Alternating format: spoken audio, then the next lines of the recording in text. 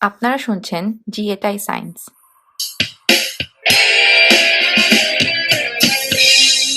jiaetaiscience Bangla podcast আলাপে আপনাদের সবাইকে স্বাগত। বিজ্ঞানের নারী বা ওয়েমেন ইন স্টেম এই সিরিজে আজকে আমরা আলাপ করব অস্ট্রেলিয়া নিবাসী চিকিৎসক, পাবলিক হেলথ সায়েন্টিস্ট এবং একাডেমিশিয়ান ডক্টর নুসরাত হুমায়রার সাথে। ঢাকার হলিক্রস কলেজের প্রাক্তন ছাত্রী doctor Nusrat Bangladesh medical college থেকে এমবিবিএস ডিগ্রি লাভ করেছেন। বাংলাদেশের ব্র্যাক ইউনিভার্সিটির জেএমসপি গ্র্যান্ড স্কুল থেকে পাবলিক হেলথে পোস্ট গ্রাজুয়েশন সম্পন্ন করেছেন। ঢাকায় আইসিডিডিআরবি এবং Australia university of New South ওয়েলসে পাবলিক হেলথ রিসার্চের পাশাপাশি ডক্টর নুসরাত অস্ট্রেলিয়ার university of New South Wales থেকে পিডিয়াট্রিক্সের উপর পিএইচডি সম্পন্ন করেছেন। বর্তমানে Australia university of New South ওয়েলসে ফ্যাকাল্টি মেম্বার এবং বাংলাদেশের ব্র্যাক ইউনিভার্সিটির James Grant school of public হেলথের ভিজিটিং ফ্যাকাল্টি হিসাবে যুক্ত আছেন। তাহলে চলুন আর দেরি না করে ডক্টর নুসরাত হুমায়রার সাথে বিজ্ঞানের নারী বা ওয়েমেন ইন স্টেম এই সিরিজের বাংলা পডকাস্ট আলাপটি শুনে আসি। ডক্টর নুসরাত হুমায়রা, আপনাকে জিএটাই সায়েন্সের পডকাস্টে স্বাগত। আপনাকে অনেক ধন্যবাদ আপনার এই ব্রিলিয়ান্ট একটা ইনিশিয়েটিভে আমাকে ইনভাইট করার জন্য, এবং আমি আশা করছি আমরা একটা থট প্রভোকিং কনভারসেশনে এনগেজ হতে পারবো আজকে। তো ডক্টর নুসরাত, আপনি যে সায়েন্সে আসলেন এটার আসার গল্পটা বলবেন কি? এটা আসলে খুবই ইন্টারেস্টিং একটা প্রশ্ন।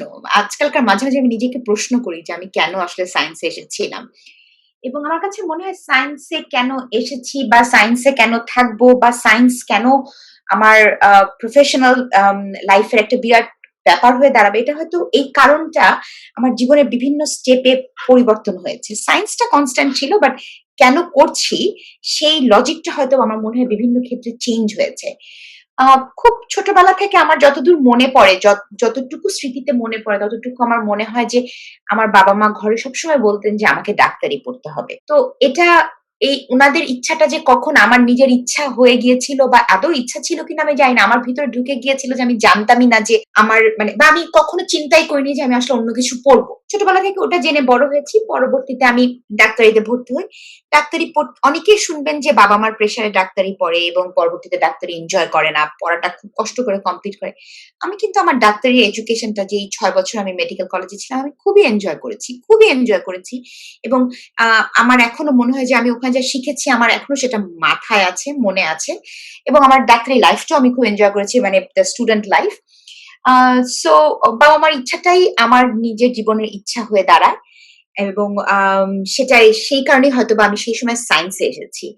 পরবর্তীতে ডাক্তারি করতে যেয়ে যখন ডাক্তারি এনজয় করলাম, তখন বুঝলাম যে না, আসলে এটাই আমি করতে চাচ্ছিলাম। This is what I want to do. তার পরবর্তীতে আমি ডাক্তারি কমপ্লিট করার পরে আমি এনজিওর সাথে কাজ করি, যে এনজিওর মাধ্যমে আমি একটি বাংলাদেশের বস্তি থেকে আসা মহিলা এবং বাচ্চাদের জন্য প্রাইমারি হেলথ কেয়ার সেবা দিতাম। আমি ওই এনজিওর ক্লিনিকে, প্রাইমারি হেলথ কেয়ার ক্লিনিকের ক্লিনিক ম্যানেজার ছিলাম।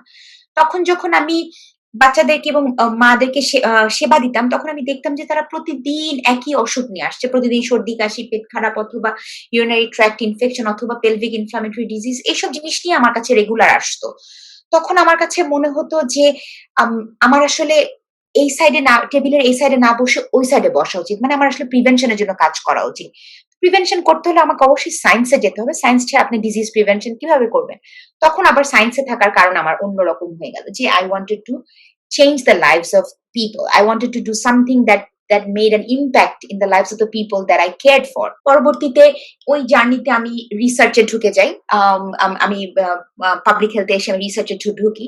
যখন আমি রিসার্চ করা শুরু করলাম, যখন আমি পাবলিক হেলথে রিসার্চ করা শুরু করলাম, তখন আমি বুঝলাম যে আমার রিসার্চ, যদি আমি ঠিক রিসার্চটা করতে পারি, তাহলে আসলে একটি গাছ না, পুরা বনটাকে বাঁচাতে পারে। আমি আমার কাজটাকে সেভাবে দেখি। একজন ক্লিনিশিয়ান, যারা অ্যাক্টিভ ক্লিনিশিয়ান, তারা হয়তো বা একটি গাছের চিকিৎসা করে, সেই গাছটা সুন্দর ফুল দেয়, ফল দেয়, সেটা দেখে। পাবলিক হেলথ ফিজিশিয়ান বা পাবলিক হেলথ স্পেশালিস্টরা যেটা করে সেটা হচ্ছে তারা পুরো জঙ্গলটাকে দেখার চেষ্টা করে। তো আমার তখন মনে হলো যে আসলে আমি ওই একটা গাছ না, আমি পুরো জঙ্গলটাকে বাঁচাতে চাই, আমি পুরো বনটাকে বাঁচাতে চাই, এবং সেটা করতে হলে আবারও আমাকে সায়েন্সেই থাকতে হবে। তখন আমি পাবলিক হেলথ রিসার্চে চলে গেলাম এবং পাবলিক হেলথ সায়েন্টিস্ট হিসেবে নিজেকে আস্তে আস্তে এস্টাবলিশ করা শুরু করলাম। তো আমার কাছে মনে হয় যে এইটি হয়তো বা জার্নি আমার সায়েন্সে। বাট বিভিন্ন সময় বিভিন্ন কারণ ছিল সায়েন্সে আসার বা সায়েন্সে থাকার। এগুলোই আসলে আমার এক্সপেরিয়েন্স। আচ্ছা, ধন্যবাদ। আপনি বলছিলেন যে আপনার মেডিকেল সায়েন্সে পড়া এবং কন্টিনিউ করা এটার সাথে আপনার নিজের পছন্দ এবং প্রথম দিকে ফ্যামিলির একটা ইচ্ছা এই ব্যাপারগুলো জড়িত ছিল।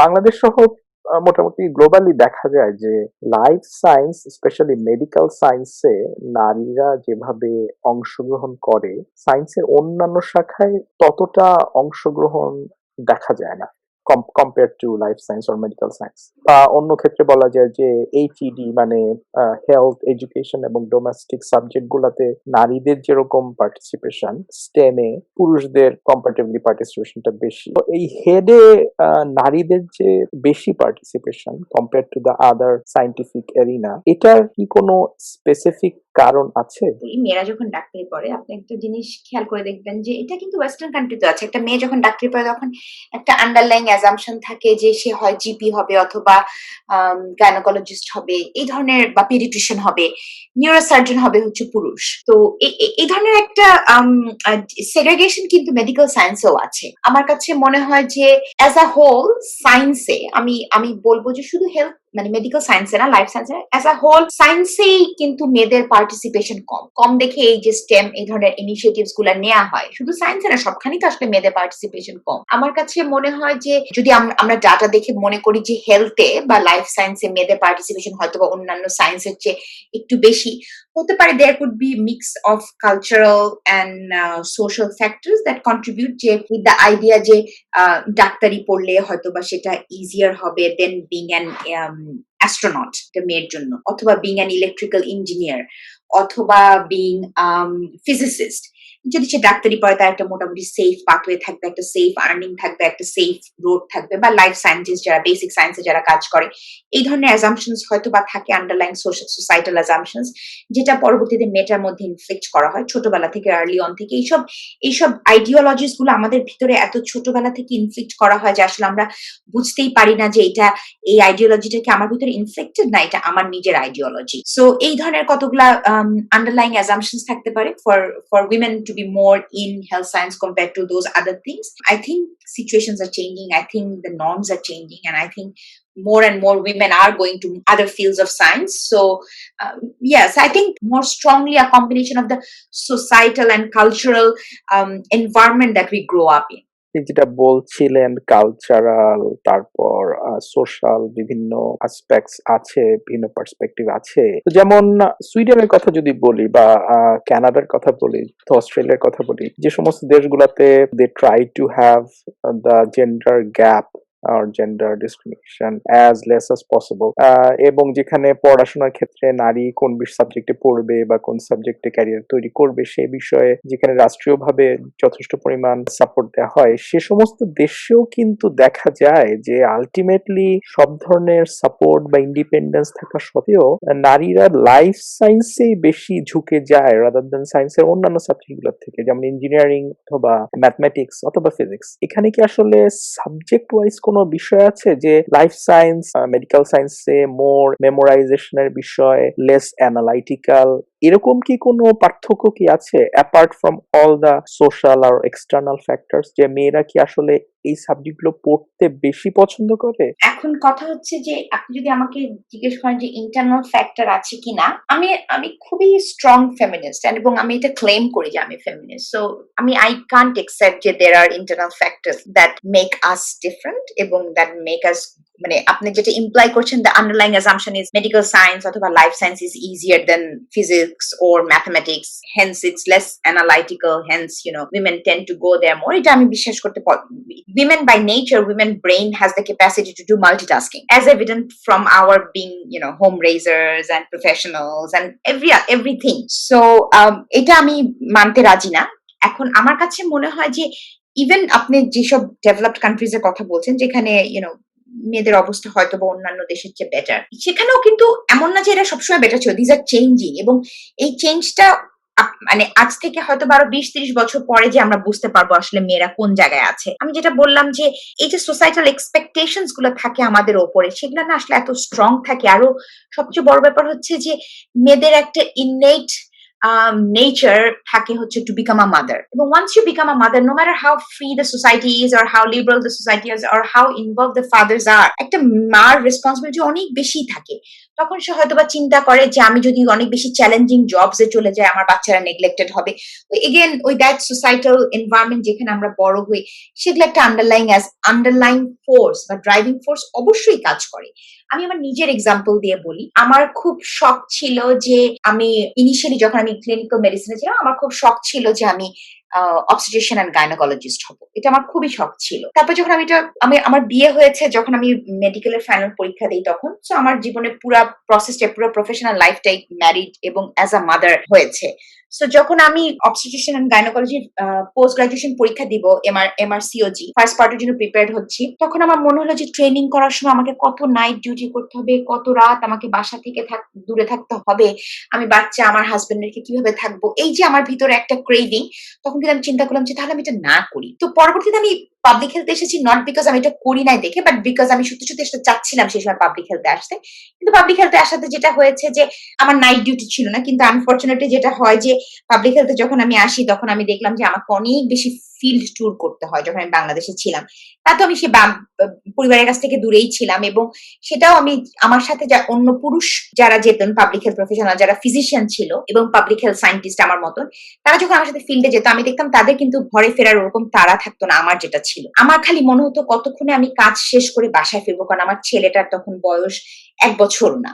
আমার খালি হতো কতক্ষণ আমি তার কাছে যাবো, কারণ আমি যখন ফিল্ডে যেতাম আমার ছেলে আমার কাপড় টেনে ধরে চিৎকার করে করে কাঁদতো। আমাকে ওই দৃশ্যটা এত বেশি হন্ট করতো, আমার খালি মনে হতো আমি কতক্ষণ বাসা যাবো। অথচ একই সাথে আমার পুরুষ কাউন্টার পার্টদের মধ্যে কিন্তু আমি সেটা কখনোই দেখিনি। তো যদি দেখেন, এটা কিন্তু এমন না যে আমার স্বামী আমাকে বলতো যে তোমাকে বাসায় ফিরে আসতে হবে, বা আমার বাবা আমাকে শিখিয়েছে যে আমাকে বাসায় ফিরে আসতে হবে। এটা একটা এনভায়রনমেন্ট যেখানে আমি বড় হয়েছি, যেখানে আমি দেখেছি এটাই নর্ম। প্লাস আমি মাদার, আমার hormones, my maternal instinct are very different from males.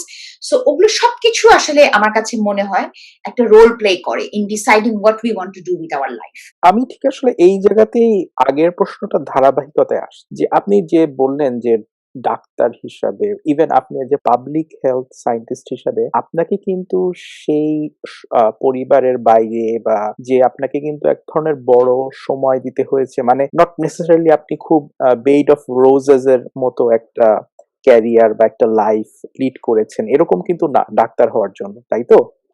জি।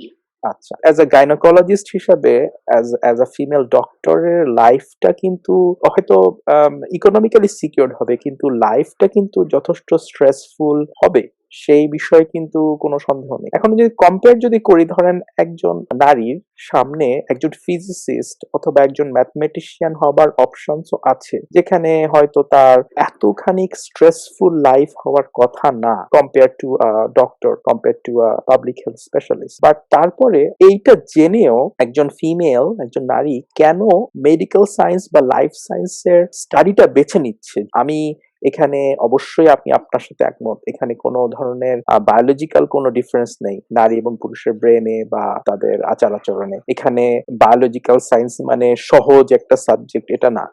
আমি যেটা মনে করি, it's largely a societal and cultural factor, because যে মেয়েটা আপনার ডাক্তারি পড়বে বা লাইফ সায়েন্স পড়বে বা ইঞ্জিনিয়ারিং পড়বে, বা যে মেয়েটাকে বাসা থেকে এগুলো পড়ার জন্য এনকারেজ করাবে, সে মেয়েটার কিন্তু এক্সপেকটেশন থাকবে যে সে ওই কাজটা, মানে পড়ালেখা করে সে ভবিষ্যতে একটা কাজ করবে, বা she will earn her livelihood. So medical বা লাইফ সায়েন্স যেটা, যে এক ধরনের একটা ইজি পাথওয়ে আছে। whereas if you look into physics অথবা ম্যাথমেটিক্স অথবা আদার এরকম আরেকটু কমপ্লিকেটেড সায়েন্স গুলো, সেটা কিন্তু ক্যারিয়ার পাথওয়েটা কিন্তু এত সেট না। যেমন ডাক্তাররা কখনো চাকরি ছাড়া থাকে না, এটা আপনি খুব ভালো করে জানেন, এবং এটা শুধু বাংলাদেশে না, যে কোনো জায়গায়। আমরা যখন ডাক্তারি পড়তাম, আমাদেরকে একটা কথা বলতো যে ডাক্তার গাছতলায় বসলো টাকা কামায়। সো যখন একটা বাবা মা চিন্তা করে যে একটা মেয়ে চাকরি করবে এবং তাকে সায়েন্সে পড়াবে, তখন স্বাভাবিকভাবে যদি সে ডাক্তারি পড়ে, তাহলে বাবা মার জন্য কিন্তু এই পাথওয়েটা অনেক নিশ্চিন্ত। এবং এই যে একটা কমফোর্ট জোন মেয়েটার জন্য তৈরি করা, বিকজ সবসময় আমরা ছোটবেলা থেকে জেনে বড় হই যে challenges are for men and women are not to face those challenges. Women are soft, women are the second gender, so they should be protected and they should be nurtured. এই যে মেয়েদেরকে প্রোটেক্ট করার একটা tendency সোসাইটির, মানে সোসাইটির না, মানে আমাদের যে একটা মানে বিলিফ সিস্টেম যে women need to B protected, এটা থেকে তাদেরকে একটা সেফ কমফোর্ট জোনে রাখা আমার মনে হয় রাখার চেষ্টা করা হয়, সো দ্যাট আমাদেরকে নিজেদেরকে চ্যালেঞ্জ না করতে হয়, আমরা চ্যালেঞ্জ না হয়ে আমরা একটা সেফ কমফোর্ট জোনে থাকি, যেখানে মোটামুটি একটা ভালো চাকরি থাকবে, মোটামুটি আমি ভালো কামাবো, এবং আমাকে ওই একটা uncertainty of a track record অথবা মানে এইসব সাবজেক্টে অনেক, যদি আপনি একাডেমিক লাইনে যেতে চান আপনাকে অসম্ভব সাইন করতে হবে। ইভেন জবস এর ক্ষেত্রেও মানে ফিজিক্সে বলেন বা অন্যান্য ধরেন অ্যাস্ট্রোনট, এগুলা কত জবস আছে, ইটস নট যে ইটস আ ব্লুমিং মার্কেট, এরকম তো না ব্যাপারটা। অথবা কিন্তু ডাক্তারের কথা যদি চিন্তা করেন, ডাক্তারের প্রয়োজন কখনই, যতক্ষণ হিউম্যান সিভিলাইজেশন আছে কখনই ডাক্তারের প্রয়োজন যাবে না, medical doctors will always be needed, same as scientist, lab সায়েন্টিস্টদেরও প্রয়োজন কখনোই যাবে না। সো এইটা একটা ইজিয়ার পাথওয়ে এবং কমফোর্টেবল পাথওয়ে, সো আমার কাছে মনে হয় ওইটা একটা বিরাট রোল প্লে করে in the society, teaching a woman অথবা inflicting in her idea that we have to play it safe, because we are not cut out to play it rough. আচ্ছা, ধন্যবাদ। আপনি যেহেতু স্টেমে স্কুলিং করেছেন, আপনি ক্যারিয়ারও করেছেন এবং আপনি মিড লেভেল লিডারশিপ পজিশনেও আছেন বা ছিলেন, আপনার পার্সপেক্টিভে ওয়েমেন ইন স্টেম বাস্তবতাগুলো কিরকম? আমি প্রথম যেটা দিয়ে শুরু করব সেটা হচ্ছে যে to have a career in stem as a woman and to be able to reach sort of a leadership position in that space, যেটা সবচেয়ে বেশি ইম্পর্টেন্ট একটা মেয়ের জন্য, সেটা হচ্ছে to have good mentors who are your sponsors as well. So a difference between a mentor is, a mentor who's somebody who supports you professionally and sets your helps you direct your pathway and all that, and a sponsor is someone who uses their power to sort of mentor you or to highlight you. So you need a good mentor and a good sponsor. And because we don't live our lives alone, all people get married, all people have partners or get married or whatever, you have to have a good partner, because unless and until your partner gets it, it's very difficult for women, not just for women, I think it's for men as well. So I think to survive as a woman in STEM, those two are key drivers, at least amar setai mone hoyeche, in terms of schooling and subsequent education. The thing is, আমি আপনাকে প্রথমে একটা কথা বলেছিলাম যে আমার দেখা এই পর্যন্ত, I think one of the biggest feminist is my father. My first exposure to a true feminist is my father. So I come from a very progressive family, যেখানে আসলে আমাকে ওই স্ট্রাগলস গুলোর মধ্যে দিয়ে কখনো যেতেই হয় নাই, having to make a decision just because of my gender. এই জিনিসটা আমাকে কখনো ফেস করতে হয় না, আমার বাবা ওগুলো ছোটবেলা থেকে খুব এনশিওর করেছে। But at the same time আমি আমার ফ্রেন্ডসদেরকে দেখেছি, আমার কলিগসদেরকে দেখেছি, the struggle and the hardship that they have to go through to survive in science. Because আপনি দেখেন একটা ছোট্ট এক্সাম্পল দিই, academia যেখানে আমি এখন আছি, academia is a very competitive field, so you always have to be at the top of your game. Especially Western world, academics are dependent on the money they bring in, on the publications they have. So it's not a 9 to 5 job. আপনি যদি একাডেমিয়াতে থাকেন চিন্তা করে যে it's going to be a 9 to 5 job, then it's not your job. So এই 9 to 5 job যদি না হয়, তাহলে being a woman, then being a mother, then being a wife, how do you do that? So এই কারণে আমি এখানেও দেখি আমার কলিগদের মধ্যে অনেকে আছে যারা পার্ট টাইম কাজ করে, মহিলারা যারা পার্ট টাইম কাজ করে, বিকজ তাকে বাচ্চা দেখতে হয়, বাকি হাজবেন্ড ফুল টাইম কাজ করে। when it comes to the full time job decision, it's of course the husband. So say half time করে বা 3 days a week করে, বাকি 2 দিন বাচ্চাদেরকে দেখে, এবং এই যে 3 days a week করে তাতে কিন্তু তার প্রোডাক্টিভিটি এফেক্টেড হয়, এবং সেগুলাকে এখন অ্যাকাউন্ট করার জন্য নানা রকম সিস্টেম করা হচ্ছে স্টেমে, so that women are not left behind, relative to opportunity, বিভিন্ন ধরনের ক্রাইটেরিয়া মার্কিং সিস্টেম করা হচ্ছে ওয়েস্টার্ন কান্ট্রিজে। বাট এই যে মেয়েটাকে ফ্যামিলি বা বাচ্চা সাপোর্ট করার জন্য আপনার 2 দিন কাট অফ করতে হলো, এটা কিন্তু একটা খুব রেয়ারলি আপনি দেখবেন ছেলেদেরকে এটা করতে। এবং মেয়েটার প্রবলেম হচ্ছে, মেয়েটা এক ধরনের innate responsibility ফিল করে এটা করার জন্য, এবং যখন সেটা সে করতে পারে না তখন সে গিল্টি ফিল করতে থাকে।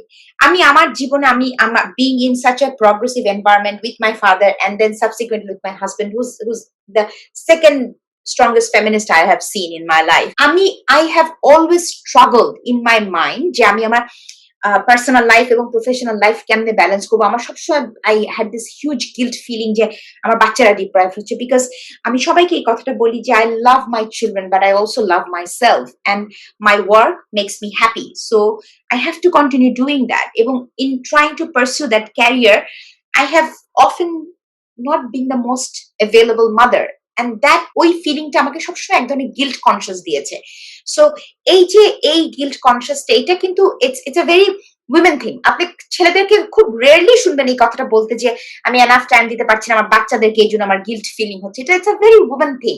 সো এটা এবং এই গিল্টটা কিন্তু আমাদের কাছে একটা আমাদের হরমোন, সেকেন্ডলি হচ্ছে ওই যে ছোটবেলা থেকে আমি বড় হয়ে ওই জিনিসটা দেখেই ওই different roles of women in different parts of the family ওইটা আমার ভিতরে চলে আসে। কখন যে চলে আসে আমি বুঝেই পাই, আমরা বুঝিয়েই উঠতে পারি না।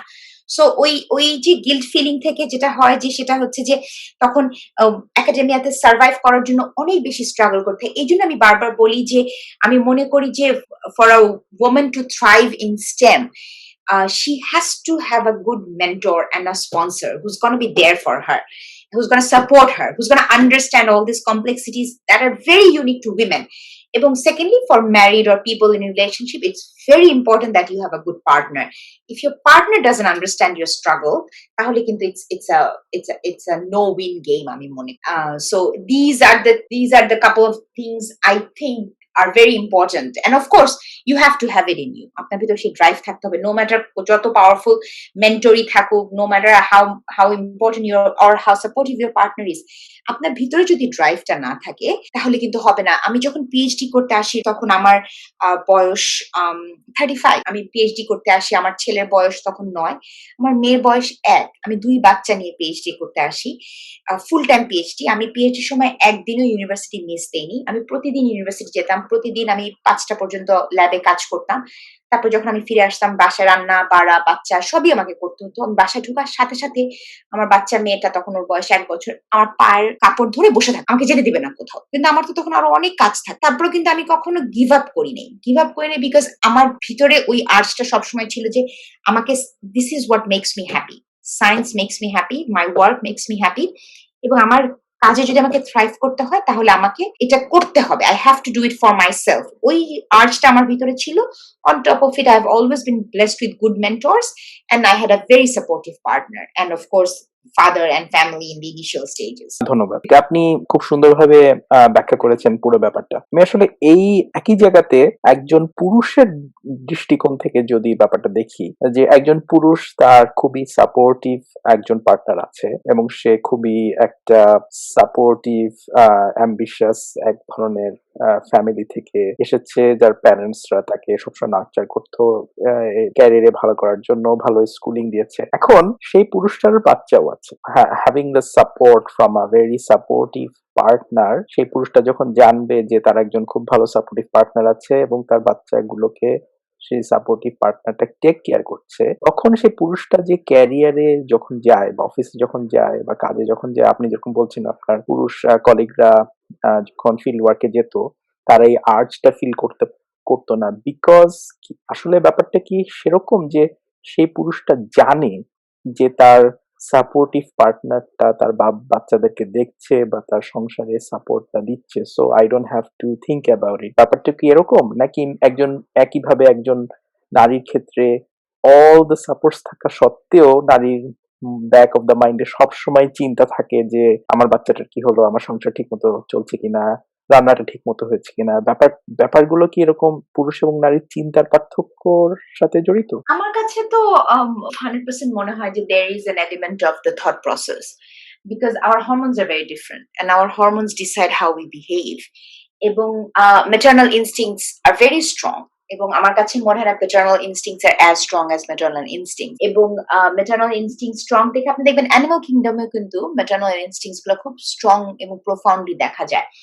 এবং এগেন আমার কাছে মনে হয় যে একটা হচ্ছে আমার hormones, my maternal instinct, my capacity to carry the baby in me, এটা তো একটা ছেলে কখনোই করতে পারে না। হ্যাঁ, এবং ওই যে আপনার যে 9 মান্থ যে প্রসেসটা, ওইটাও কিন্তু আপনার এক ধরনের পুরো একটা মেয়ের জন্য একটা পুরো লাইফ অল্টারিং এক্সপিরিয়েন্স, কিন্তু having that baby inside you and grow inside you, এই ফিলিংটা তো আসলে একটা পুরুষের কখনো হয় না। সো সেই কারণে মেয়েরা সবসময় তাদের বাচ্চাদের ব্যাপারে অনেক বেশি প্রোটেক্টিভ হয়। The moment she becomes a mother, that becomes a huge part of her entity. On the other hand, ছেলেরা বাবা হয় শুধুমাত্র যখন প্রথম বাচ্চাকে কোলে নেয়, অথবা কিছু কিছু ক্ষেত্রে যখন প্রথম বাচ্চা বাবা বলে ডাকে তখন। হ্যাঁ, কিন্তু মেয়েরা কিন্তু from the very day they conceive, they become a mother, so তাদের maternal instinct অনেক বেশি হয়। আর সেকেন্ড এগেন এটা তো একটা বায়োলজিক্যাল ফ্যাক্টর।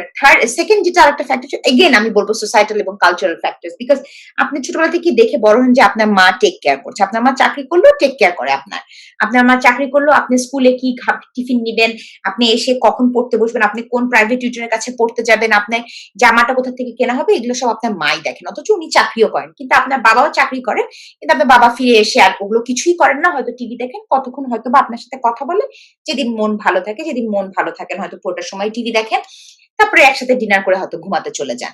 সো আপনি ছোটবেলা থেকে একটি মেয়ে ছোটবেলা থেকেই দেখে বড় হয় যে এটা হচ্ছে রোল, এবং বাচ্চাগুলোকে তাদেরকে প্রোটেক্ট করে রাখছে তার মা। সো অটোমেটিক্যালি ওটা তখন সেই মেয়েটার ভিতরে কিন্তু ঢুকে যায়। আমি বারবার বলতে চাই যে এই জিনিসগুলো আমাদের সোসাইটিতে এত লং স্ট্যান্ডিং, এটা যে আসলে জেন্ডার বেসড এক ধরনের ডিসক্রিমিনেটরি প্র্যাকটিস নাকি এটা আমার নিজের ইচ্ছা, সেটা বোঝারই আসলে আমাদের ক্যাপাসিটি নাই এখন আর। ওই যে বড় মাছটা বাড়ির ছেলে খাবে অথবা বাবা খাবে, এই প্র্যাকটিসটা এত বেশি প্রেভেলেন্ট হয়ে গেছে যে এটা যে আসলে একটা মেয়েকে ডিপ্রাইভ করা হচ্ছে এই জিনিসটা আমরা ভুলেই গেছি, এটাই আমাদের কাছে কালচার হয়ে দাঁড়িয়েছে। সো এখানে যেটা আমি বলতে চাইছি একটা একটা অবশ্যই একটা হরমোনাল ব্যাপার আছে এবং ম্যাটারনাল ইনস্টিংক্ট ব্যাপারটা আছে, যেটাতে মেয়েরা অনেক বেশি প্রোটেক্টিভ হয় বাচ্চাদের ব্যাপারে। সেই কারণে সে সংসার আর প্রফেশনাল লাইফের ভিতরে সবসময় জাগল করতে থাকে। She is always torn between those two. আর secondly of course the societal and cultural environment, again I must emphasize that the society and the cultural expectations that are put on us from very early on in our life, সেটা has a huge role to play. ধন্যবাদ। বর্তমান সময়ে কি কোনো gender discrimination সেই হিসেবে দেখেন বা জেন্ডার গ্যাপ সেই হিসেবে দেখেন পুরুষ এবং নারীর ক্ষেত্রে স্টেমে স্কুল লেভেলে? প্রাইমারিতে তো ধরেন আসলে স্টেম এর ব্যাপারটা নাই ওইভাবে। সেকেন্ডারি লেভেলে মানে এখানে একটা যেটা হয় যে ড্রপ আউট রেটটা কিন্তু ছেলেদের মধ্যে বেশি। হ্যাঁ, school high school drop out, because ছেলেরা এখানে অনেকে ট্রেডি হয়ে যায় বা অন্যান্য এই ধরনের জবসে চলে যায়, অনেকটা মেয়েরা কন্টিনিউ করে অনেক বেশি। এবং এখানে যেটা দেখা গেছে যে ইভেন আপনার হায়ার স্টাডিজেও কিন্তু মেয়েদের এনরোলমেন্ট বেশ হাই। কিন্তু কথা হচ্ছে যে এখন যদি আপনি বাংলাদেশের মতন দেশে তাকান, তাহলে আমি তো মনে করি যে সায়েন্স পড়ে বেশি বাংলাদেশের কনটেক্সটে ছেলেরা। এক ধরনের আইডিয়া থাকে যে হিউম্যানিটিস পড়বে মেয়েরা, তারপরে হোম ইকোনমিক্স কলেজে পড়বে মেয়েরা, নিউট্রিশনে পড়বে মেয়েরা, আর সায়েন্সে পড়বে ছেলেরা। অ্যাটলিস্ট আমাদের সময়ও ছিল। এখন I'm sure these things are all changing now. এখন অনেক বেশি চেঞ্জ হচ্ছে আরবানাইজেশনের কারণে। more and more women are becoming involved in these decisions. But এই ধরনের একটা আন্ডারলাইং অ্যাসাম্পশনস থাকে এগেন যে হিউম্যানিটিস ইজিয়ার হবে, মেয়েদের অত বড় চাকরি করার দরকার নেই, অত চ্যালেঞ্জিং চাকরি করতে হবে না, হিউম্যানিটিস করলে সে কিছু একটা করে খেতে পারবে, তার মোটামুটি চলবে। সায়েন্সে গেলে এত কষ্ট করতে হবে, এত কষ্ট করার দরকার নেই, ওকে সংসার দেখতে হবে। সো এই পার্সপেক্টিভটা তো অবশ্যই বাংলাদেশের মতন কান্ট্রিতে অ্যাটলিস্ট আমরা যখন বড় হচ্ছিলাম তখন তো অবশ্যই ছিল। এবং আমি প্রথম দিকে বলেছিলাম যে আমি হোলি ক্রস কলেজে পড়েছি। Holy Cross college is all girls college. সেখানে আমাদের মধ্যে একটা আন্ডারলাইং অ্যাজাম্পশন ছিল যে যে মেয়েটা সুন্দর বেশি দেখতে সেই মেয়েটা হিউম্যানিটিসে পড়বে, কারণ ওর তো লাইফে একমাত্র অ্যাম্বিশন হচ্ছে সে বিয়ে করবে, বিয়ে করে স্বামীর সংসার, বড়লোক স্বামী হবে, স্বামীর সংসার করবে। সো তার তো চাকরি করতে হবে না, তাকে কষ্ট করতে হবে না, কষ্ট না করতে হলে তো সে হিউম্যানিটিসই পড়বে। সো এই ডাইনামিক্স গুলো তো অবশ্যই ছিল আমরা যখন ছোট ছিলাম। এবং আমরা যখন স্কুলে পড়তাম তখনও আমি ইংলিশ মিডিয়াম স্কুলে পড়েছি, সেখানেও ছেলেদের মধ্যে একটা মাচো ব্যাপার ছিল। আমার এখনো মনে আছে একটা কমেন্ট, আমি একটা সাবজেক্টের কথা বলেছিলাম স্কুলে একদিন, যে আমি ওই সাবজেক্টটাতে ও লেভেলসে এ পেয়ে দেখাবো। আমি আমার ফ্রেন্ডকে বলেছিলাম, আমার খুব ক্লোজ ফ্রেন্ড, সে এখন আমার খুব ক্লোজ ফ্রেন্ড। সে আমাকে খুব তুচ্ছ তাচ্ছিল্য করে, সে একজন পুরুষ, সে তুচ্ছ তাচ্ছিল্য করে আমাকে হাসি দিয়ে বলেছিল যে আমি কোনোদিনও এ পাবো না, কিন্তু সে ঠিকই এ পাবে। তো ওই এক ধরনের ওই ধরনের আমি বলবো জেন্ডার বেস বুলিং বলবো এটাকে, এগুলা তো থাকেই এবং এগুলো আছে এবং এগুলো সবসময় থাকবে। বাট অবশ্যই আমি আবারও বলতে চাই, আমি আবারও হাইলাইট করতে চাই, things are changing. It's little steps, but things have change. আজকে আমি যে আপনার সাথে এই ব্যাপারগুলো নিয়ে কথা বলতে পারছি, এটাও কিন্তু আনথিঙ্কেবল ছিল 20-30 বছর আগে। So I'm very hopeful that things are changing, but of course there is that fine demarcation between what women should study, or should women even be studying STEM or not. ধন্যবাদ। আসলে আমার কাছে মনে হয় যে বর্তমানকালে ইভেন 10 বছর আগের কথা যদি চিন্তা করি, আমরা দেখি যে অ্যাটলিস্ট বাংলাদেশে স্কুল লেভেলে হয়তো জিনিসটা সমান না, কিন্তু নারী এবং পুরুষের সায়েন্সের ক্ষেত্রে পার্টিসিপেশনটা কাছাকাছি মানে অত বিশাল গ্যাপ না। গ্যাপটা তৈরি হয় টারশিয়ারি লেভেলে, বিশেষ করে আন্ডার গ্রাজুয়েশনে এসে দেখা যায় যে নারী এবং পুরুষের মধ্যে সায়েন্সের স্টেমে বড় ধরনের এক ধরনের গ্যাপ তৈরি হতে থাকে, যেটার কারণে আপনি বলছিলেন যে নারীরা কি পড়বে, নারীদের সায়েন্স পড়ার দরকার নাই, হিউম্যানিটিস পড়াটা ইজিয়ার হবে, চাকরি পেতে সোজা, অত কষ্টের দরকার নেই। সেটা একটা ফ্যাক্টর, এক্সটার্নাল ফ্যাক্টর, যেখানে সমাজ, ফ্যামিলি, কালচার এগুলা প্রভাব ফেলে। এরপরের যে স্টেপে গ্যাপটা আরো বড় হয় সেটা হচ্ছে ক্যারিয়ার লেভেলে এসে দেখা যায় যে স্কুলিং লাইফ শেষ করার পরে নারীরা পুরুষদের মতো সেইভাবে ক্যারিয়ার হিসেবে কন্টিনিউ করে না। ব্যাপারটা কি এখনো সত্যি? অবশ্যই সত্যি, এটা সবখানেই সত্যি আমি মনে করবো। মানে অবস্থার পরিবর্তন হয়েছে। হয়তোবা আগে যদি গ্যাপ থাকতো 200, এখন সেই গ্যাপ 150 হয়েছে, কোনো কোনো দেশে 100 হয়েছে। But it's a very very prevalent fact যে যে মুহূর্তে মেয়েরা স্পেশালি যখন তারা সংসার করে, মেয়েদের নেস্টিংটা একটা ইনেট নেচার, নেস্টিং করার টেন্ডেন্সি, তখন সন্তান হয়ে যায়, স্বামী হয়ে যায়, তখন স্বাভাবিকভাবেই এগেন ওই সোসাইটাল অ্যাজাম্পশন থাকে যে she is gonna look after the family, এবং সেই ফ্যামিলি লুক আফটার করতে যেয়ে তখন অনেক ক্ষেত্রে তাকে তার নিজের ড্রিমস কে স্যাক্রিফাইস করতে হয়। এবং ইভেন একাডেমিয়াতেও আমরা দেখি যে লেভেল বি সি মানে আর্লি এবং মিড লেভেলে অনেক বেশি উইমেন আছে, more women than men develop কান্ট্রিজে। But as we go up there is less and less women, professor লেভেলে less and less women compare to men. এবং এগেন দ্যাট ইজ বিকজ যে early অবস্থায় যখন তারা হয়তো লাইফ ফুল ফ্লেজে শুরু করে না, it's easier for women, and then slowly slowly they start to drop out because family, children and everything else comes into play. So অবশ্যই অবশ্যই সেই ডিসপ্যারিটি তো আছে, এবং সবখানেই আছে, শুধু ডেভেলপড কান্ট্রিজে না, আমি বলবো লো মিডল ইনকাম কান্ট্রিজে তো আরো বেশি। সবখানে আমি মনে করি এই ডিসপ্যারিটি গুলো আছে। ধন্যবাদ। এবার আসি একেবারেই সায়েন্স এবং রিসার্চের ক্ষেত্রে। সায়েন্স এবং রিসার্চের জগতে, বিশেষ করে একাডেমিয়া এবং সায়েন্টিফিক এরিনায়, আপনি কি এখানে কোনো জেন্ডার ডিসক্রিমিনেশন দেখেন? আইডিয়া পিকিং অথবা মেরিটকে ভ্যালু করার বিষয়ে নারী এবং পুরুষের মধ্যে কি কোনো জেন্ডার ডিসক্রিমিনেশন আছে? 100% অসম্ভব ভাবে আছে, একাডেমিয়াতে অসম্ভব ভাবে আছে। বড় বড় দেশগুলোতে, বড় বড় ইউনিভার্সিটি গুলা বা একাডেমিক ইনস্টিটিউট গুলা চেষ্টা করছে এগুলাকে ব্যালেন্স করার জন্য, বাট ভেরি ভেরি প্রিভেলেন্ট। আপনি এখনো দেখবেন যে যখন একটা সায়েন্টিফিক কমিটি গঠন করা হয়, সেখানে 10টার কমিটি মেম্বার থাকলে মাত্র 2জন হয়তো মহিলা। কোনো অ্যাডভাইজারি কমিটি ডেভেলপ করা হলে সেখানে 8টা পুরুষ, 7টা পুরুষ, 3টা মহিলা। আপনি কোন scientific talk show, scientific conversation দেখেন, সেখানে দেখবেন যে 5টা প্যানেল মেম্বার থাকলে একজন হচ্ছে মহিলা। কনফারেন্সের চেয়ারিং, সায়েন্টিফিক কনফারেন্সের চেয়ারিং থাকলে 3জন যদি চেয়ার থাকে, সেখানে 2জন হয়তোবা পুরুষ, একজন মহিলা, এমনকি 3জনই পুরুষ। তার মানে তো এই না যে মহিলা নাই, একটাও নাই ওখানে রোল প্লে করার জন্য। যদি না থাকে তাহলে নিচের লেভেলে মহিলা নাও, বাট আমাদেরকে এই কনসিয়াস এফোর্ট গুলা দিতে হবে যে যেন মেয়ে এবং পুরুষকে আমরা ইকুয়াল অপরচুনিটি দিতে পারি। এবং আপনার একাডেমিয়াতে আমি যেটা বলছিলাম যে আর্লি স্টেজে অনেক বেশি মেয়ে দেখা যায়, আর্লি এবং মিড লেভেলে, বি সি ইভেন ডি পর্যন্ত দেখা যায়, academic level B C D, associate professor পর্যন্ত দেখা যায়। প্রফেসরের লেভেলে যখনই যাবেন তখন দেখবেন যে একেবারেই মেয়ের সংখ্যা কমে গেছে, এবং সিগনিফিকেন্টলি ওখানে পুরুষরা অনেক বেশি। তো তাহলে এই যে ডির পরে যেটা প্রফেসরিয়াল লেভেল, সেখানে যে পুরুষের সংখ্যা কম, এটা কেন কম, এটা অ্যাড্রেস করার দায়িত্ব তো তখন আমাদের উপরে পড়ে যায়। এবং সেই ক্ষেত্রে এই একাডেমিয়া গুলো, আমি যেটা বলছিলাম যে ডেভেলপ কান্ট্রিজে অনেক রকম স্টেপস নিচ্ছে এগুলোকে অ্যাড্রেস করার জন্য। ওয়ান অফ সাচ ইনিশিয়েটিভস হচ্ছে রিলেটিভ টু অপরচুনিটি, যে মেয়েদের এই যে প্যারেন্টিং, চাইল্ড কেয়ার, এগুলো সব অ্যাকাউন্ট করা, তার ক্যারিয়ার ট্র্যাক রেকর্ড ইভ্যালুয়েট করার সময়। ফ্লেক্সিবল ওয়ার্কিং আওয়ার্স, কারণ মেয়েরা যেন বাসায় যখন থেকে যদি কাজ করা সম্ভব হয় তাহলে যেন সেটা করতে পারে, কারণ অনেক সময় মেয়েদেরকে বাসায় থাকতে হয় ফ্যামিলি টেক কেয়ার করার জন্য। ফ্লেক্সিবল ওয়ার্কিং আওয়ার্স, আমাদের এখানে কিছু কিছু ইনিশিয়েটিভ নেওয়া হচ্ছে, যেমন মিটিংস যেন আমরা কখনোই 5টার পরে, মানে মিটিং টাইম, স্টার্টিং টাইম যেন 4টার পরে না হয়, কারণ 5টার পরে একটা মেয়ে যার বাচ্চা আছে, তার সাথে তার বাচ্চাদের তার কাছে নিড থাকে, তখন একটা মার জন্য সেই মিটিং গুলো অ্যাটেন্ড করা খুব ডিফিকাল্ট হয়ে যায়। সো এই সেজন্য ওই মিটিংটা থেকে লেফট আউট না হয়, সেই জন্য এটাকে কাউন্টার করার জন্য আজকালকার আমাদের, স্পেশালি আমাদের ইউনিভার্সিটি এটা কম্পালসারি করে দিয়েছে যে 4টার পরে কোনো মিটিং টাইম সেট করা যাবে না। Meeting time has to start by 4 if it's a 1 hour meeting, and if it's a longer meeting তাহলে আরো আগে শুরু করতে হবে।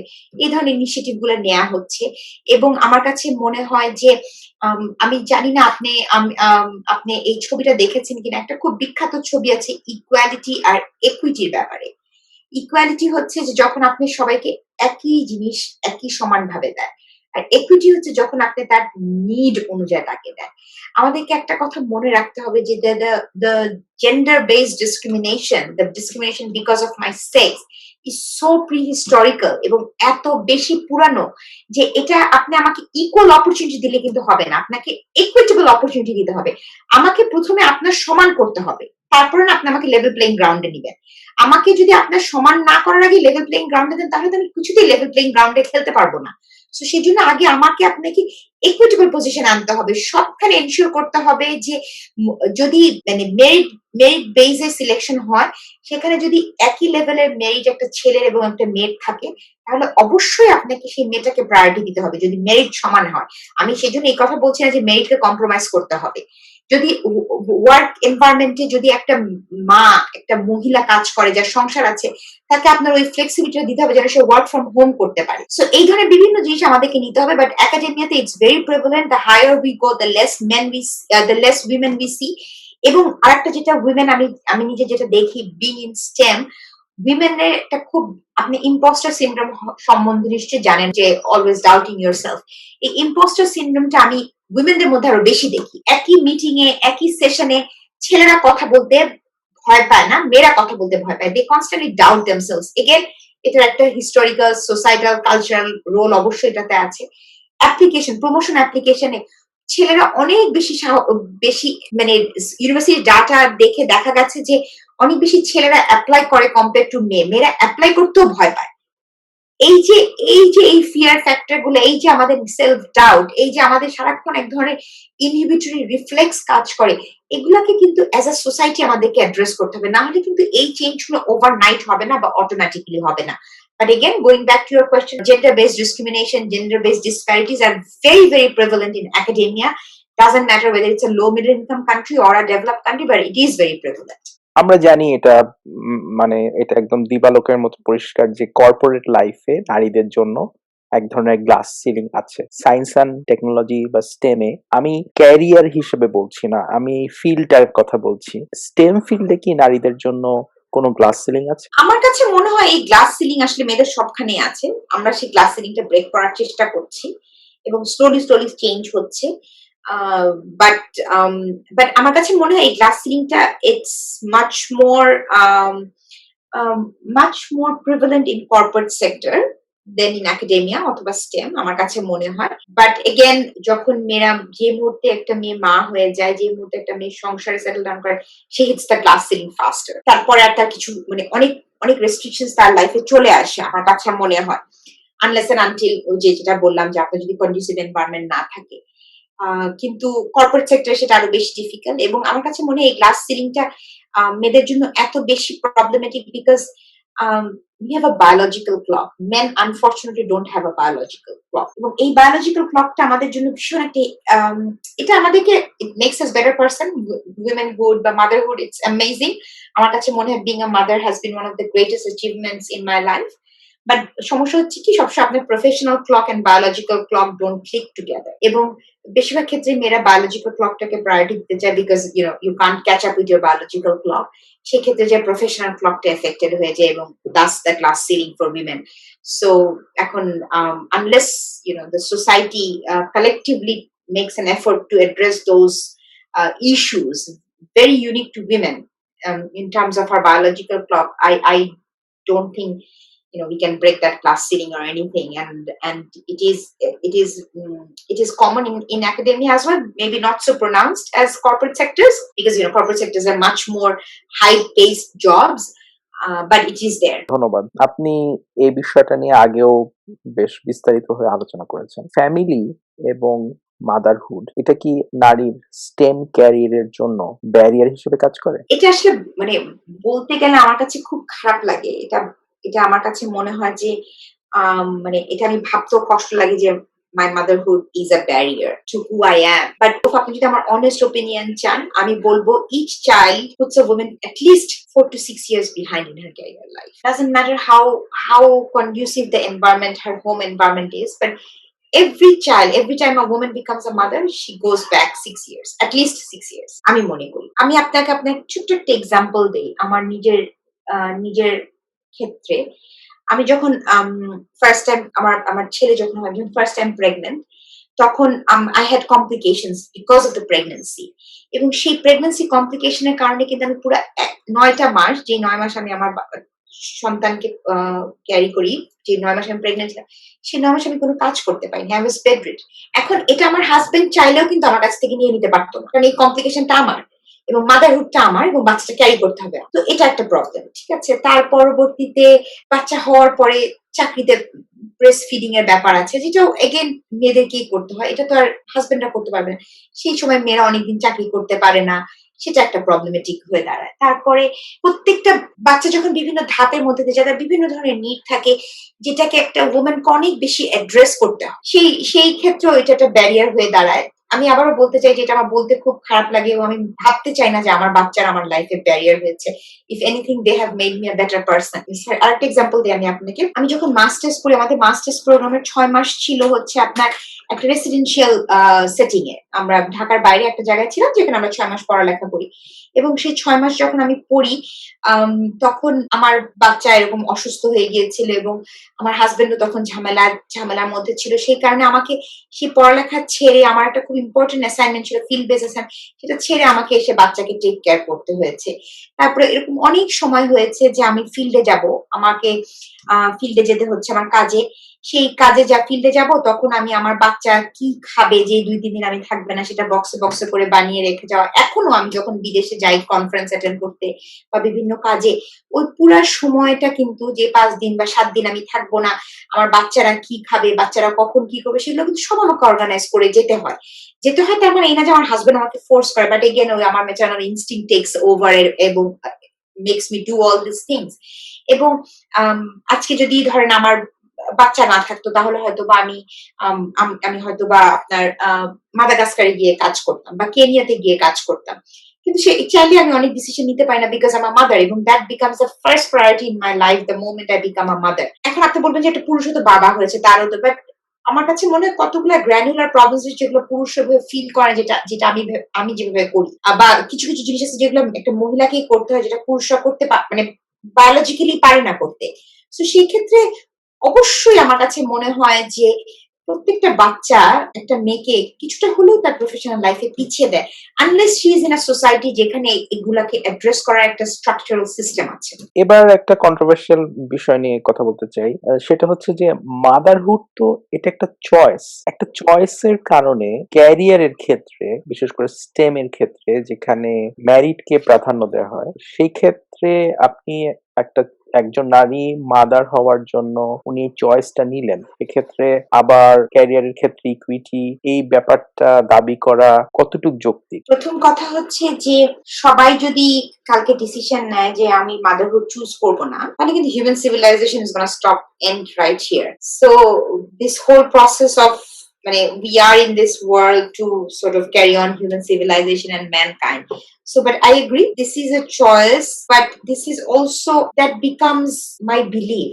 এবং যেটা হয়, একটা মেয়ে যখন যে অবশ্যই যে মেয়েটা বাচ্চা নিতে চাচ্ছে বা who chooses to become a mother, তার যখন বাচ্চা না হয়, she starts guessing her womanhood, কিন্তু বিকজ ছোটবেলা থেকে আমরা এমন একটা সোসাইটিতে বড় হই যেখানে দেখে শিখি যে মেয়েদেরকে মা হতে হবে, মেয়েরা মা হয়, মেয়েরা সন্তান জন্ম দেয়, এবং that is one of the major roles of women. So এটা কিন্তু একটা আমার ভিতরে এটা ছোটবেলা থেকে ডেভেলপ করে। আর সেকেন্ড কথা হচ্ছে, if it is my choice to have a child, এবং এই চয়েসটা কিন্তু মানে বাচ্চা ডেলিভার করার ক্যাপাসিটি কিন্তু শুধু একটা ওমেনেরই আছে, হ্যাঁ।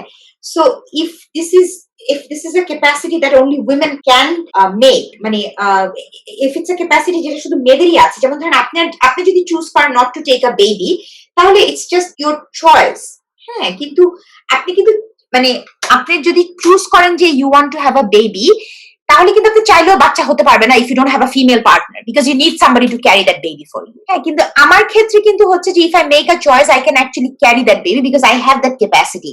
So if this is a capacity unique to women, and if it's not a capacity that men have, then women should be regarded for that capacity, because এটা শুধু choice না, it's also about humankind, it's also about sustenance of mankind, it's also about sustenance of the civilization. So এটা যদি if that role falls only on women, ধরেন যদি কালকে কোনো মেয়ে বাচ্চা নিতে না চায়, কিন্তু just because human civilization K carry করতে হয় সেই জন্য প্রত্যেকটা মেয়েকে বাচ্চা নিতে হয়, তাহলে কিন্তু it is something that only she can do, আপনি কিন্তু করতে পারবেন না. So if that is the case, this is something that only a woman can do, to have a baby or to carry a baby, then she should be regarded for that choice. তার এই ক্যাপাসিটিটাকে disregard করে দেয় যে it's a choice, আপনি বাচ্চা নিবেন না, আপনি স্টেমে থ্রাইভ করবেন.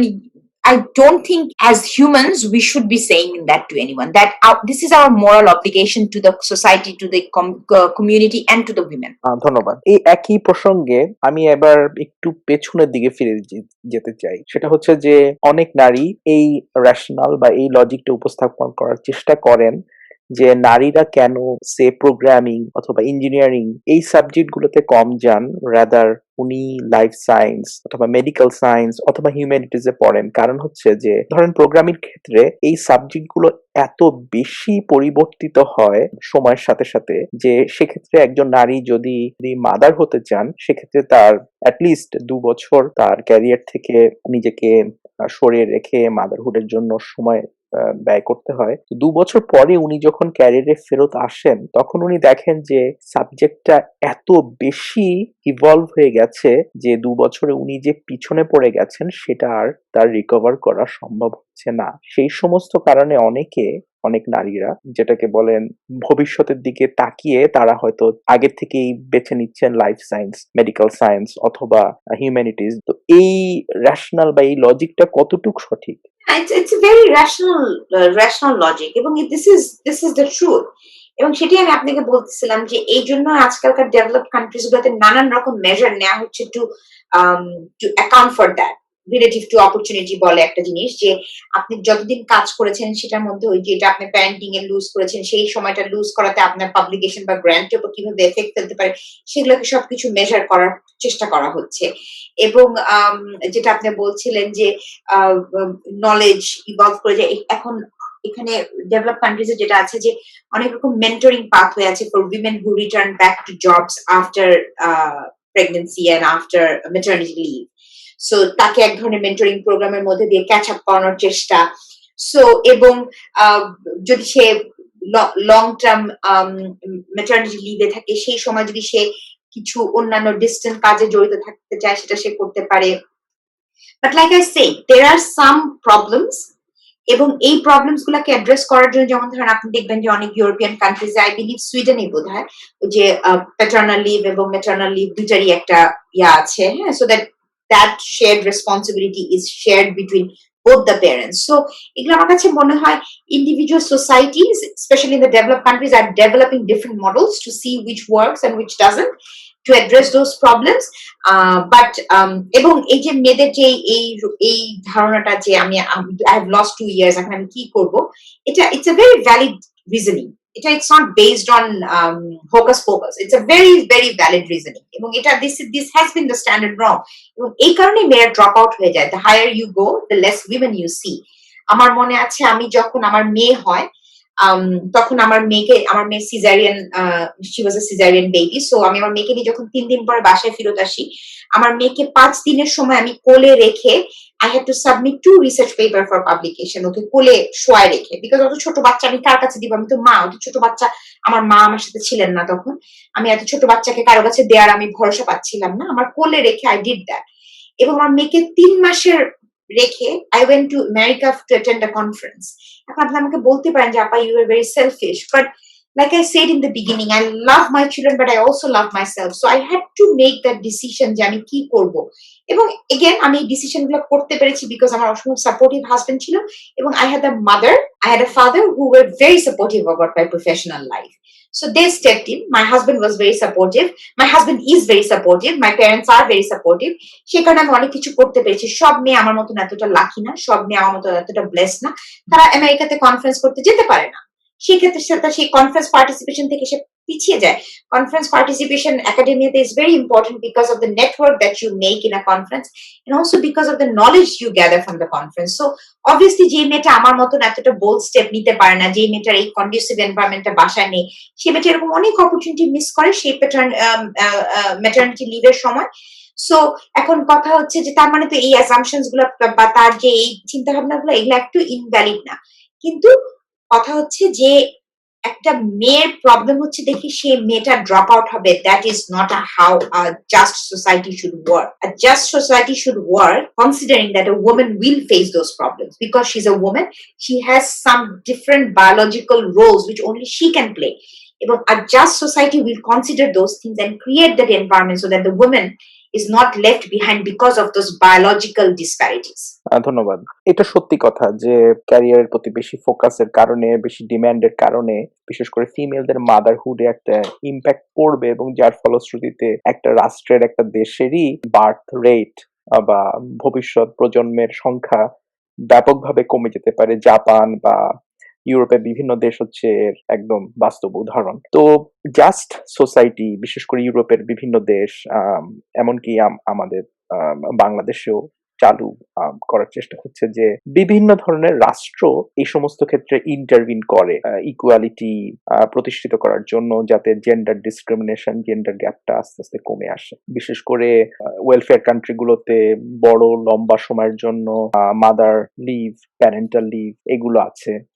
তাছাড়া আপনি যেরকম বলছিলেন যে মেয়েরা যখন বাচ্চাদের মাদার লিভে থাকবে তখন তাকে সাপোর্টিভ, তার ক্যারিয়ারের জন্য বিভিন্ন সাপোর্টিভ প্রোগ্রামও রয়েছে। জাস্ট সোসাইটিতে বিভিন্ন ধরনের পদক্ষেপ, রাষ্ট্রীয় পদক্ষেপ যেটা জেন্ডার ডিসক্রিমিনেশন কমানোর জন্য রয়েছে, তার বাইরে এসে আপনি কেবলমাত্র সায়েন্স অ্যান্ড টেকনোলজি বা সায়েন্স অ্যান্ড রিসার্চের ক্ষেত্রে কোটা সিস্টেম, বিশেষ করে নারী কোটা এবং ম্যারিট, এই দুটোর মধ্যে এক ধরনের প্রেফারেন্স।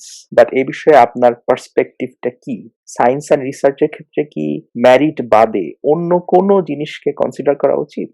আমি পার্সোনালি মনে করি যে অবশ্যই শুধু সায়েন্স না, যে কোনো কিছুতে মেরিটটা ইজ আ প্রায়োরিটি। কিন্তু যদি একই মেরিটের বা আপনার কাছে মনে হয় যে কাছাকাছি মেরিটের অথবা কম্পারেবল মেরিটের একটা ছেলে এবং একটা ফিমেল ক্যান্ডিডেট, একটা মেল এবং একটা ফিমেল ক্যান্ডিডেট থাকে, সেখানে I think we have to give priority to the female candidate. এবং যদি ধরেন যখন অ্যাপ্লিকেশন দিবেন আপনি, যদি 20টা অ্যাপ্লিকেশন জমা পড়ে এবং 20টা অ্যাপ্লিকেশনের মধ্যে যদি 5টা ফিমেল থাকে এবং 15টা মেল থাকে এবং 5টা ফিমেলের একাডেমিক ক্রেডেনশিয়ালস যদি কম্পারেবল টু দ্য মেল থাকে, তাহলে অবশ্যই আপনাকে ফিমেল ক্যান্ডিডেটসকে কিছুটা হলো প্রায়োরিটি বেশি দিতে হবে। এগেন এটা দিতে হবে কারণ এখানে আমি বলছি না যে আপনি মেরিটকে ইগনোর করে just because that's a female application আপনার সাথে তাকে ক্রেডিবিলিটি দিবেন। বাট আমি বলছি যে যদি কম্পারেবল মেরিট থাকে, ইভেন কিছুটা কম যদি থাকে বাট কম্পারেবল যদি থাকে, হাই মানে আমি বলছি না যে একদম সমান, কম্পারেবল বা কাছাকাছি যদি থাকে, সেই ক্ষেত্রে আমি মনে করি ফিমেলদেরকে প্রায়োরিটি দেওয়া উচিত। হ্যাঁ, ডেভেলপড কান্ট্রিজে নানান রকম সোসাইটাল স্ট্রাকচার্স ক্রিয়েট করা হচ্ছে এইসব ডিসক্রিমিনেশন দূর করার জন্য, but we are not yet there. We have come a long way, but we still have a long way to go. We are still not there. So because we are still not there, so you can't talk about equal distribution. You have to consider equitable distribution. So equitable distribution যদি করতে হয় তাহলে you have to give the shoe to me that fits me, not the shoe that fits you and fits everyone else. সেই ক্ষেত্রে আমি বারবার বলবো যে অবশ্যই যদি মেরিট কম্পারেবল থাকে, যদি একাডেমিক ক্রেডেনশিয়ালস কম্পারেবল থাকে, তাহলে আমাদের সেই ক্ষেত্রে মেয়েদেরকে জেন্ডার বেস প্রেফারেন্স দিতেই হবে। বিকজ দিস হিস্টোরিক্যাল ডিসক্রিমিনেশন, এটা তো একদিনে হয় না, এটা একদিনে ঠিকও হয়ে যাবে না। যতদিন পর্যন্ত ওইটা না হচ্ছে, যতদিন পর্যন্ত একটা একাডেমিক ইনস্টিটিউশন, আমি একাডেমিয়ার কথা বলি যেহেতু আমি একাডেমিয়াতে, একাডেমিক ইনস্টিটিউশনে level C, level D, level E তে equal amount of men and women না থাকছে, যতদিন পর্যন্ত ডিন, ভিসি, প্রো ভিসি, একটা ইউনিভার্সিটি শুধু middle age bald headed white men না, বাট অলসো মিডল এজ উইমেনরাও equal number of leadership roles এ না যাচ্ছে, ততদিন পর্যন্ত এই লেভারেজ গুলো আমাদেরকে দিতেই হবে। ধন্যবাদ। আমরা এবার আমাদের আলাপের মোটামুটি শেষ দিকে চলে এসেছি। আপনি স্টেমে জেন্ডার গ্যাপ কমাতে নারীদের অংশগ্রহণের ফিউচার অপরচুনিটিস বা অ্যাসপেক্টস হিসাবে ফিউচারটাকে কিভাবে দেখেন? আমি মনে করি যে we have to constantly advocate this change. এবং এই অ্যাডভোকেট চেঞ্জ করার জন্য we have two B present in different panels in policy decisions, এবং যেটা সবচেয়ে ইম্পর্টেন্ট আমি মনে, এবং এটা এইসব জন্য কিন্তু বিভিন্ন ধরনের গ্রুপস এখন তৈরি হয়েছে। যেমন এখানে আছে আমাদের ইউনিভার্সিটির সাথে একটা ইনস্টিটিউট কাজ করে, ফ্র্যাঙ্কলিন উইমেন, যারা উইমেন মেন্টরিং করে, যাতে উইমেন ইন সায়েন্স কেমনে তাদের ক্যারিয়ারটাকে করবে সেটা। ইভেন অনেক ফিমেল মেন্টরিং প্রোগ্রাম আছে যেখানে ফিমেল সায়েন্টিস্টদেরকে বা ফিমেল উইমেন ইন সায়েন্সে তাদেরকে মেন্টরিং প্রোগ্রামে এনরোল করা হয়, স্পেশালি টার্গেটেড টু উইমেন। তারপর একাডেমিক লিডারশিপ প্রোগ্রাম আছে স্পেশালি টার্গেটেড টু উইমেন।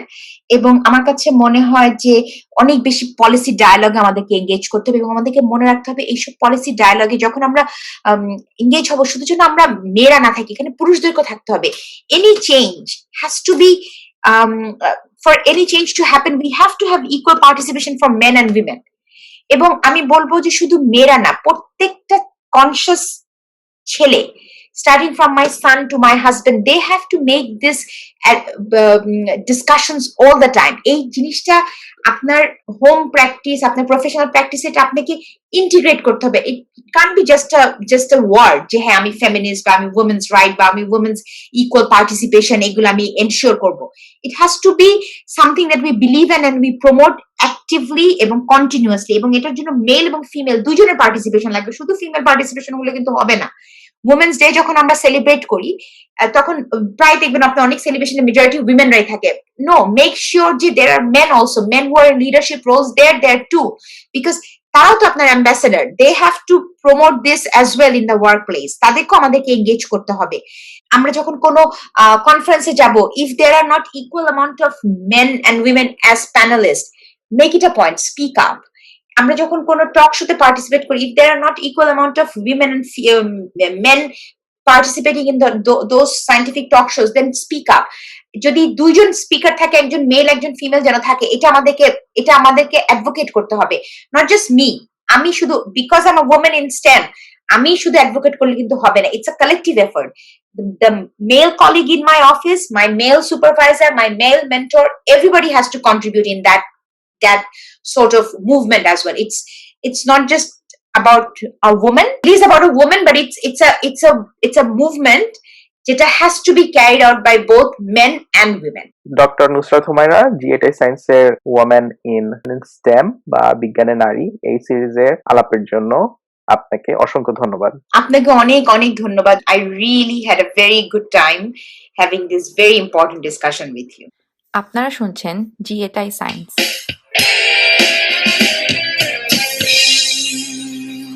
জিএটাই সায়েন্সের পডকাস্ট আলাপে এতক্ষণ আমরা আলাপ করছিলাম অস্ট্রেলিয়া নিবাসী চিকিৎসক, পাবলিক হেলথ সায়েন্টিস্ট এবং একাডেমিশিয়ান ডক্টর নুসরাত হুমায়রার সাথে বিজ্ঞানে নারী বা ওয়েমেন ইন স্টেম এই বিষয় নিয়ে। বিজ্ঞানী নারী বা ওয়েমেন ইন স্টেম এই সিরিজের অন্যান্য আলাপগুলো শুনতে ভিজিট করুন জিএটাই সায়েন্সে।